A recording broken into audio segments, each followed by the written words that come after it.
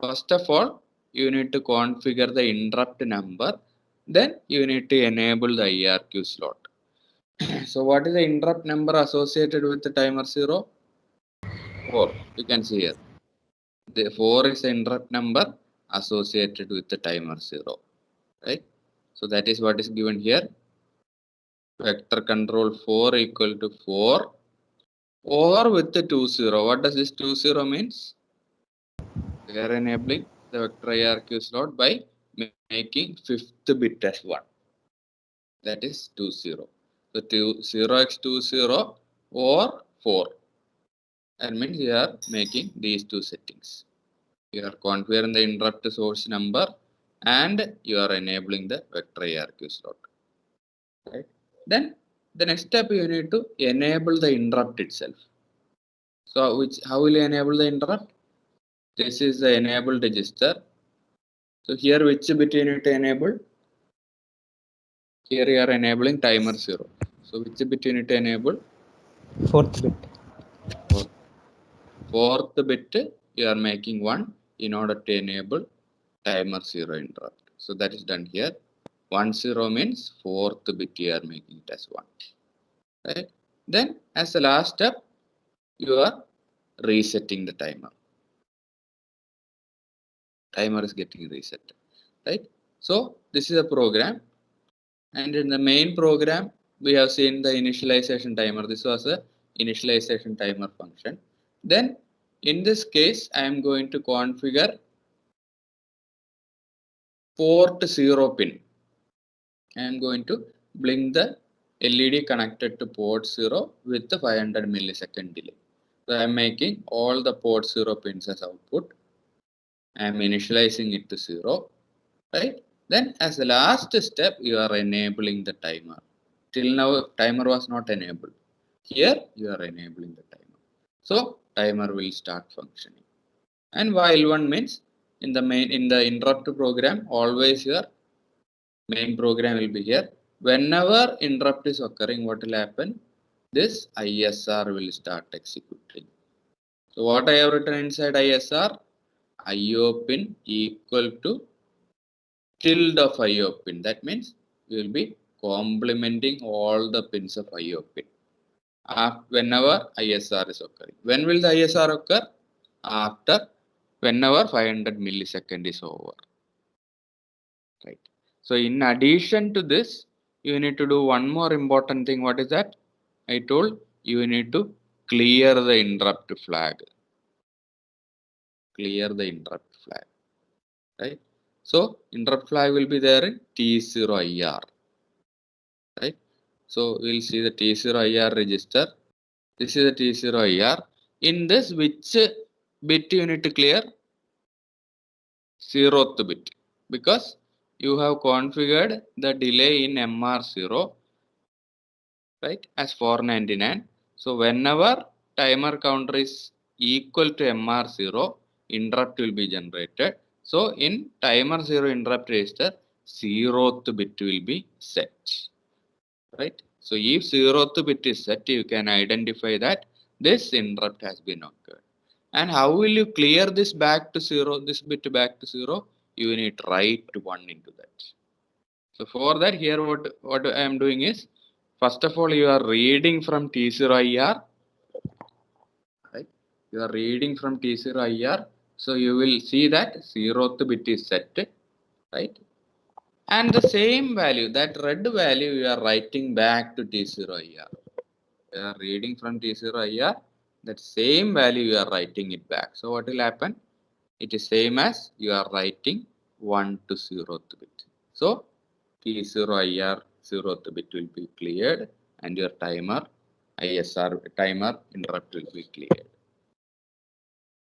Right? Then finally you are making vector address 0 as 0 in order to show that interrupt is over.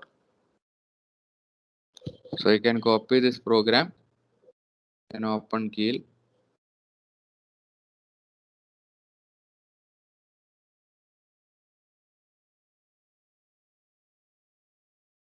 Previously you are doing DAC, you can remove that.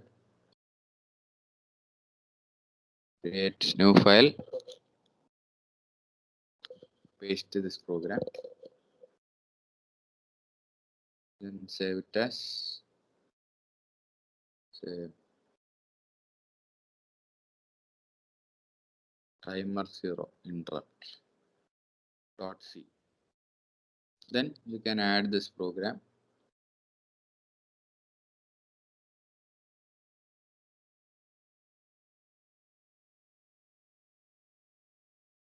Right?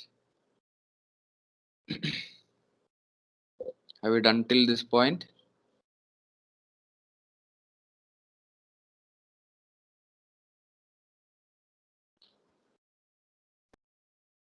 So next what we are going to do is, I have told that for this program you need to make PCLK equal to C clock.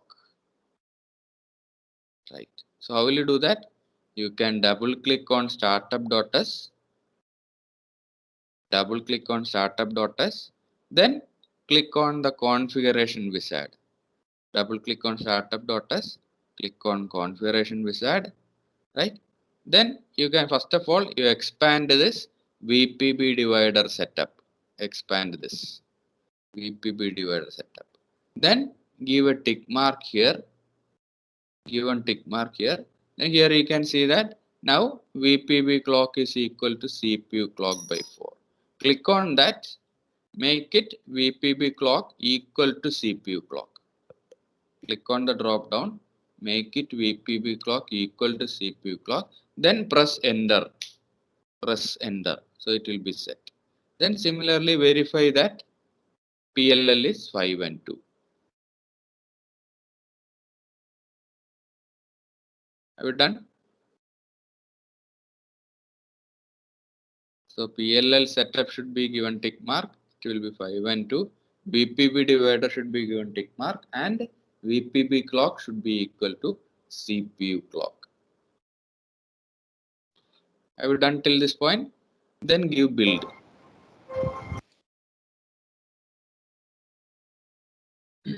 So now if you are seeing your VPB Sir, divider value may have changed to sir, other can you value. please see the configuration wizard once again? So once you have given this, give build. After giving build, you can see that VPB divider value has been changed to 0, 1 automatically.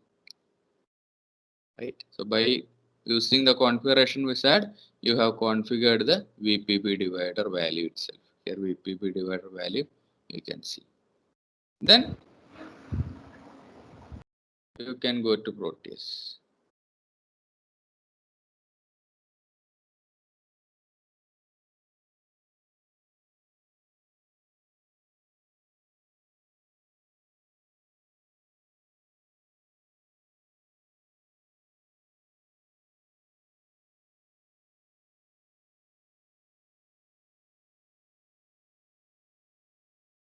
So now you can make the circuit connection.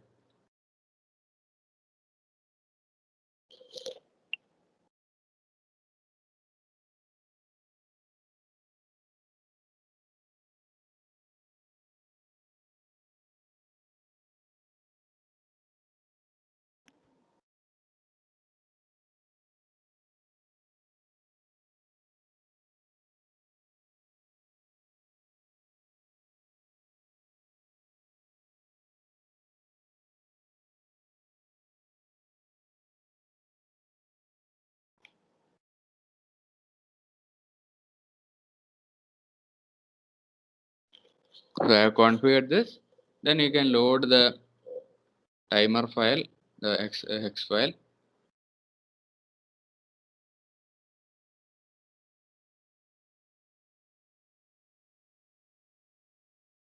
Give the clock. Don't forget to give it as 12 megahertz because you have done the calculation based on 12 megahertz. Then go to virtual instruments mode. Take oscilloscope. Keep it in any one of timer 0 pin, P0 pin. Then you can give run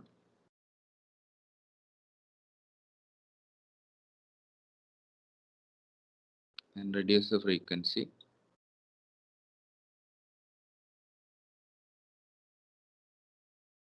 Then for measuring the time period, you can click on this cursor button. You can click on cursor, you will be getting a cursor here, then keep it at the end of the waveform. So you can see it will be 500 milliseconds. Why it is landing? Because we have reduced the frequency so much in order to see. Actually it is square wave only. Are you getting like this 500 millisecond? So both on and off time will be, you can see it will be 500 millisecond.